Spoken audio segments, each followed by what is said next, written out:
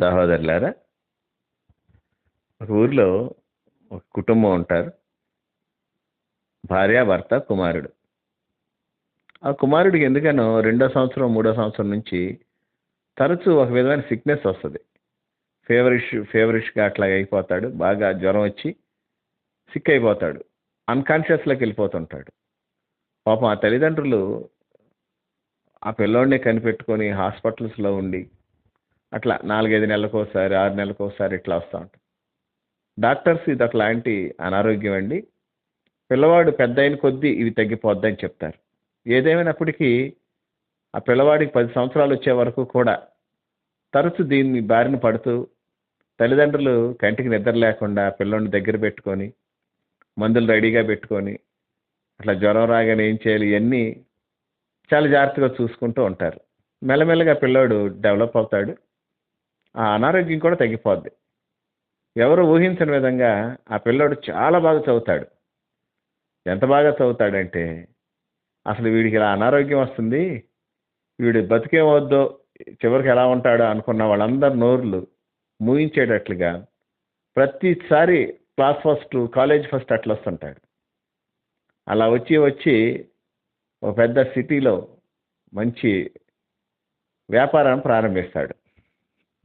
ఆ వ్యాపారం ఎంత డెవలప్ అవుద్దంటే, ఈయనకి ఒక సింగిల్ మినిట్ కూడా ఖాళీ ఉండదు. తల్లిదండ్రులు ఇతన్ని బిజీ చూసి ఇంటికి తీసుకొని వచ్చి ఒకసారి మంచిగా ఒక వివాహం చేస్తారు. వివాహం చేసుకొని మళ్ళీ వెళ్ళిపోతాడు. అయితే నెలకొకసారి అతని పిఏని పంపిస్తుంటాడు తల్లిదండ్రుల దగ్గరికి. ఎలా ఉన్నారు ఏంటి చూస్తానికి రావటానికి. అతనికి కుదరదు. ఆ సిటీలోనే ఉండిపోతాడు. ఆ తర్వాత వాళ్ళ యొక్క వ్యాపారం ఇంటర్నేషనల్ అవుతుంది. అప్పుడు వేరే దేశానికి వెళ్ళిపోతాడు. పెద్ద దేశంలో పెద్ద హెడ్ క్వార్టర్లో పెట్టి ప్రపంచవ్యాప్తంగా తన వ్యాపారాన్ని చేసి అలా బాగా విస్తరిస్తుంటాడు. తల్లిదండ్రులకి యాజ్ యూజువల్గా ప్రతి నెల మొదటి తారీఖున ఓ మంచి ఇల్లు కట్టించేస్తాడు. ఎవరికి లేనని ఫెసిలిటీస్ ఏర్పాటు చేస్తాడు. ప్రతి నెల మొదటి తారీఖున తన పిఏ, లోకల్గా ఉన్న పిఏ వెళ్ళటం, వాళ్ళకి కావాల్సినవి ఇవ్వటం, వాళ్ళతో ఒక వీడియో కాల్ లాంటిది ఒకటి చేయించడం, మాట్లాడటం ఇది చేస్తుంటాడు. ప్రేమ కలిగినోడే. అయితే ఏం జరగవు. తరచుగా ఈ తల్లిదండ్రులు తర్వాత సిక్ అవుతాం మొదలు పెడతారు. కానీ మంచి మంచి డాక్టర్స్ని పెడతాడు. డాక్టర్స్ వీళ్ళు అక్కడే ఉండి అన్నీ చూసేటట్లు చేస్తాడు. ఏ లోటు లేకుండా చూస్తాడు. చివరికి తల్లి ఒకరోజు బాగా సిక్ అయిపోయి అపస్మారక స్థితిలోకి వెళ్ళిపోతూ ఉండగా అప్పుడు ఎందుకనో మొత్తానికి బయలుదేరి తల్లి దగ్గరికి వస్తాడు. బతకడం కష్టం అని చెప్తుంటారు. వచ్చి తల్లిని పట్టుకొని ఏడుస్తాడు, మాట్లాడతాడు. సాయంకాలానికి తల్లి లేచి కూర్చుంటుంది. 2 రోజులకి తల్లి బాగా అవుతుంది. డాక్టర్స్కి ఎవరికి అర్థం కాదు. అప్పుడు డాక్టర్స్ చెప్పింది ఏంటంటే, మీ తల్లి గారికి సిక్నెస్ మీరేనండి, మీరు లేరు అనే బాధే ఆవిడకి ఉంది అని చెప్తే అప్పుడు అతను ఆలోచనలో పడతాడు. వీళ్ళకి నేను మనీ, మెటీరియల్స్ ఇవన్నీ ఇచ్చినా నేను లేకపోవటం అనేది వీళ్ళకి లోటుగా కనిపించింది కాబట్టి ఇలా కాదు అని తన విధానాన్ని మార్చుకొని కనీసం 2 నెలలకు ఒకసారి అట్లా వచ్చి వాళ్ళతో గడుపుతుంటే వాళ్ళ అనారోగ్యాలన్నీ వెళ్ళిపోయి మళ్ళీ ఆరోగ్యంగా మారిపోతుంటాయి. సహోదరులారా, అన్నిటినీ మనం మనీతో మేనేజ్ చేయలేం. కొన్ని చోట్ల ప్రేమ, అభిమానాలు చూపిస్తూ ఉండాలి.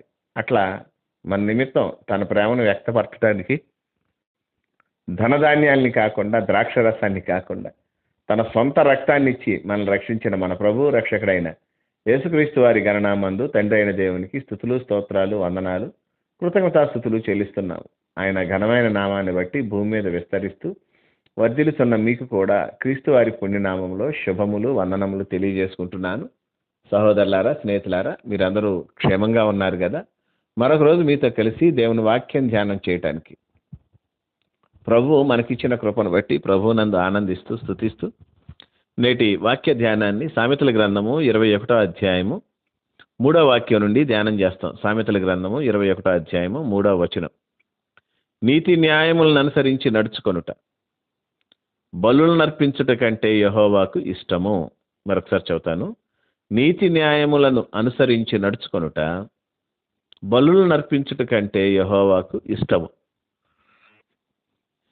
సహోదరులారా, బైబిల్లో కంటే అనే మాట, గనుక అనే మాట, కావున అనే మాట, ఇట్లా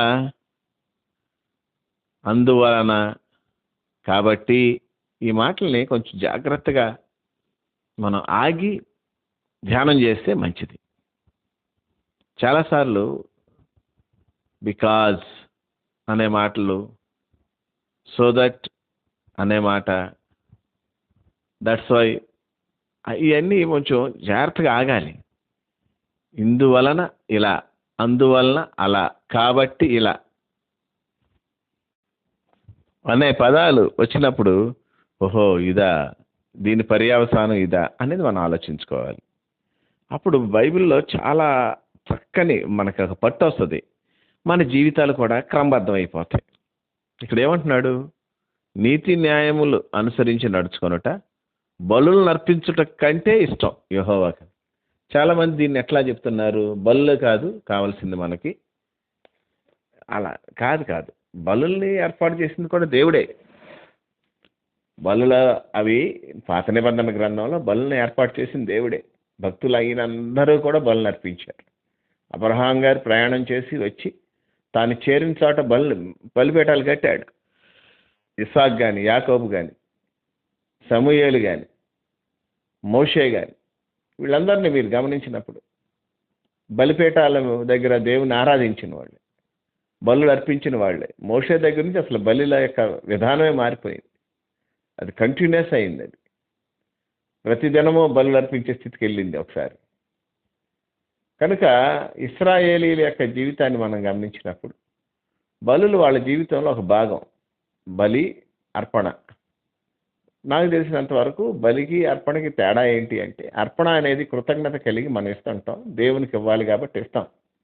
బలి అనేది మన యొక్క పాపాలను కానీ, మన యొక్క దోషాలను కానీ, లేదా మనం చేసినటువంటి తప్పులను కానీ పరిహరించడానికి, ప్రాయశ్చిత్తం చేయడానికి బలులు నిర్దేశించబడుతూ ఉంటాయి. కాబట్టి బలులు ఎందుకు అర్పించాలి అంటే, మనం చేసినటువంటి పాపాలను బట్టి, పనులను బట్టి. అంటే ఎక్కడో తప్పు చేసినట్లే కదా, ఎక్కడో ఆజ్ఞ అతిక్రమించినట్లే కదా. ఆజ్ఞలు మొత్తం ఎన్ని అంటే రెండు ఆజ్ఞలు. 10ని 2 చేశాడు దేవుడు. ఒకటి, నీ దేవుడిని పూర్ణ హృదయంతో, పూర్ణాత్మతో, పూర్ణ మనస్సుతో ప్రేమించాలి. అటువలే నిన్ను వరే నీ పొరుగువాడిని ప్రేమించాలి. That's all. దేవుడిని ఎట్లా ప్రేమిస్తున్నావో అదే స్థాయిలో, అదే విధానంలో, అదే స్థితిగతుల్లో, అదే మరి మార్గంలో పొరుగువాడిని కూడా అలాగే నువ్వు ప్రేమించగలగాలి. ఈ 2 ఆజ్ఞలను పాటించేవాడికి బలులతో పెద్ద పని ఉండకపోవచ్చు, అర్పణలు ఉంటాయి. దేవుడు నిన్ను ఆశీర్వదిస్తాడు కాబట్టి అర్పణలు ఇస్తుంటావు. దశంభాగాలని కానీ, ప్రథమ ఫలాలని కానీ, కృతజ్ఞతార్పణలని కానీ, ఇవన్నీ ఇస్తుంటావు దేవునికి.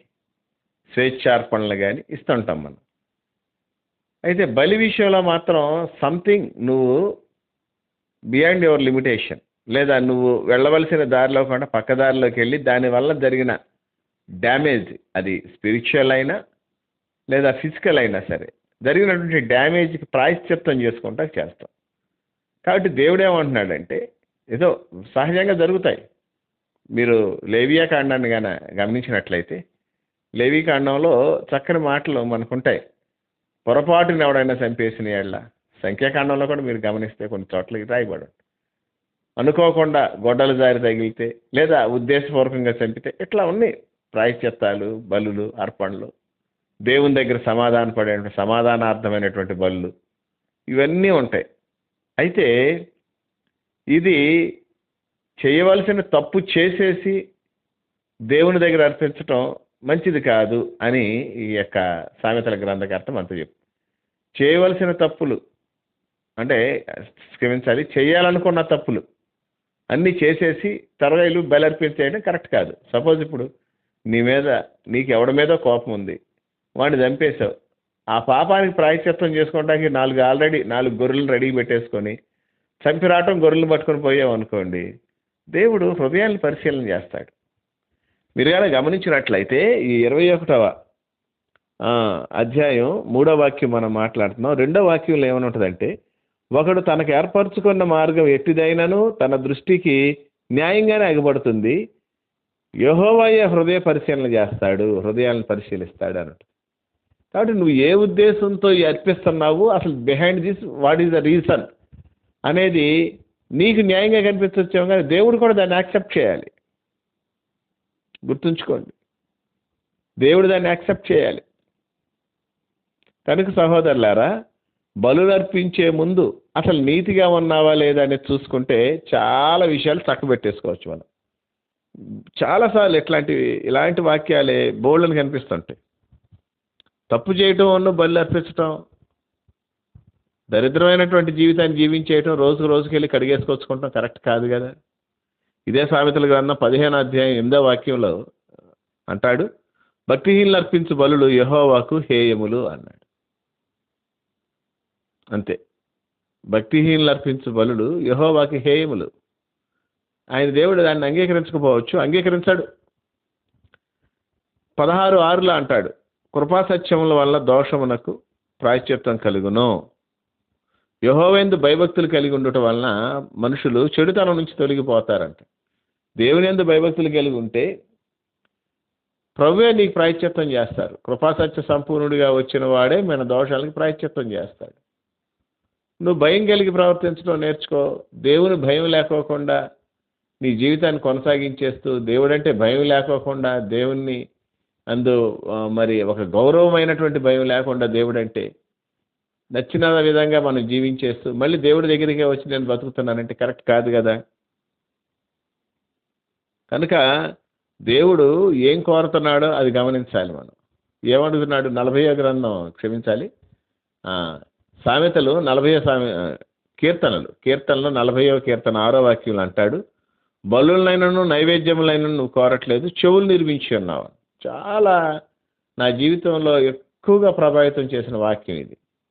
బలులు నైవేద్యాలు కోరవు, కానీ చెవులు నిర్మించేవాడు. కనుక సహోదరులారా, మనం జ్ఞాపకం ఉంచుకోవాలి, మనం ఎట్లా చేస్తున్నాం, ఏం చేస్తున్నాం, చెవులు ఎట్లా ఉపయోగిస్తున్నాం, మాట వింటున్నాం వినట్లేదా. చెవులు నిర్మించినాడు దేవుడు, దేనికి నిర్మించాడు అంటే ఏవేవో వింటానిక, ఏవేవో గుసగుసలాడటానిక కాదు కదా. చెవులు దేనికి నిర్మించాడు అంటే చెప్పేది వినటానికి. బలులు నైవేద్యాలు కోరట్లేదు అన్న తర్వాత చెవులు నిర్మించావంటే అర్థం ఏంటి? నువ్వు సరిగ్గా దేవుని మాట వింటే బలులు నైవేద్యాలతో పని లేదురా బాబు అని కదా. సరే, చెవులు ఎందుకు నిర్మించాడు అంటే సమూయేలు తన మొదటి గ్రంథంలో, సమూయేలు మొదటి గ్రంథం 15వ అధ్యాయంలో సౌలుతో మాట్లాడుతూ చెప్తాడు. అందుకు సమూయేలు తాను సెలవిచ్చినటువంటి మొదటి సమూయేలు 15:22 చదువుతున్నాను చూడండి. అందుకు సమూయేలు తాను సెలవిచ్చిన ఆజ్ఞను ఒకడు గైకొనటం వలన యెహోవా సంతోషించినట్లు దహన బలులను అర్పించటం వలన ఆయన సంతోషిస్తాడా? ఆలోచించు. బలులు అర్పించుట కంటే ఆజ్ఞ గైకొనుటయు పొట్టేళ్ల కొవ్వు అర్పించుకుంటే మాట వినుట శ్రేష్టం కదా. చెవులు నిర్మించినప్పుడు మాట వినాలి, వినబడిన మాటని హృదయంలోంచి గైకొనాలి. అవి ఇస్తే నువ్వు అమాలేకీల దగ్గర నుంచి శ్రేష్టమైన తీసుకొచ్చి అర్పించాల్సిన అవసరం లేదు. బొత్తిగా నిర్మూలన చేయవా అంటే శ్రేష్టమైన సొంత ఆలోచన, సొంత తలంపులు దేనికి? నువ్వు ఊహించుకుంటే కుదురుద్దా? చాలాసార్లు పరిచర్య పాడవటానికి, చాలాసార్లు సాక్షి జీవితం దెబ్బతింటానికి, చాలాసార్లు మన జీవితాల్లో మనం శ్రమలను ఎదుర్కొంటా కారణం మన సొంత ఊహ, మన సొంత ఆలోచన. దేవుడు చెప్పిందే చేయాలి మనం, అంతే. దేవునికి స్తోత్రం, హల్లెలూయా. కనుక సహోదరులారా, దేవుడు ఆజ్ఞను గైకొనటం వల్ల సంతోషిస్తాడు. ఏం తెలియదంటే ఎట్లా? చేయాల్సిన తప్పులు చేసి ఎదుటివాడిని ఇబ్బంది పెట్టి వాడిని అయి చేసి ఈ చేసి దొంగతనం చేసి వచ్చి దశం భాగం ఇవ్వటం నీతే కాదు కదా. నీతి న్యాయం అనుసరించి నడుచుకోవయ్యా అంటున్నాడు. మీకా గ్రంథం 6వ అధ్యాయం 8వ వాక్యంలో మాట్లాడుతూ అంటాడు, మనుషుడా ఏది ఉత్తమమో నీకు తెలియజేయబడి ఉన్నది. న్యాయముగా నడుచుకొనుటయు, కనికరమును ప్రేమించుటయు, దేన మనసు కలిగి దేవుని ఎదుట ప్రవర్తించుట, ఇదే కదా దేవుడు అడుగుతుంది నిన్న అంటాడు. మనం గమనించినట్లయితే దేవుని సహోదరులారా, ప్రభునందు ప్రియమైన వాళ్ళారా, ఆ కుటుంబంలో ఉన్నటువంటి ఆ కుమారుడు బాగా సంపాదించి తల్లిదండ్రులకు ఏమీ లోటు చేయలేదు, కానీ ఆ పిల్లడు వాళ్ళ దగ్గర ఉండకపోవటమే లోటుగా వాళ్ళు ఫీల్ అయ్యారు. దాన్ని ఎవ్వరూ భర్తీ చేయలేకపోయారు. అతను వచ్చాకే భర్తీ అయింది. వాళ్ళు చిన్నప్పుడు అతనికి జ్వరం వచ్చినప్పుడు అవి చేసిన ఇప్పుడు చేసిండు ఒళ్ళో పెట్టుకుని ఎట్లా చూశారు. వీళ్ళు సిక్ అయినప్పుడు కూడా అతను అలా చూడాలనే వాంఛ వీళ్ళల్లో ఉంది. దానివల్ల వచ్చినటువంటి ఆ అనారోగ్యం పిల్లోడు రాగానే తగ్గిపోయింది. నీతి బట్టి మనం ఈ యొక్క నీతిని ఎట్లా అనుసరించాలి నేర్చుకోవాలి. దేవుని యొక్క వాక్యం అంగీకరించటమే నీతి. ఆదికాండం 15:6 ప్రకారం. అట్లా నమ్మటానికి దేవుడు మనకి సాయం చేయను గాక. ప్రార్థన. మహాపరిశుద్ధుడు అయిన తండ్రి, ప్రేమ నమ్మకం గలవాడ, మీకే వందనాలు, స్తోత్రాలు, కృతజ్ఞతాస్తుతులు చెల్లిస్తున్నాం. నీ కృపను బట్టి మా జీవితాల్లో నేటి వరకు నువ్వు ఇచ్చిన నెమ్మదిని బట్టి, క్షేమాన్ని బట్టి, నీ కనికరాన్ని బట్టి నీ స్తోత్రాలు చెల్లిస్తున్నాను. మంచి దేవుడా, నీకే వందనాలు. నీ నామహిమార్థే జీవించడానికి కృప చూపించు. నీ క్షేమస్థితిని మాకు దయచేయమని ప్రార్థన చేస్తున్నాను. మహోన్నతుడైనటువంటి నీ నామాన్ని బట్టి నేను స్తుతిస్తున్నాను.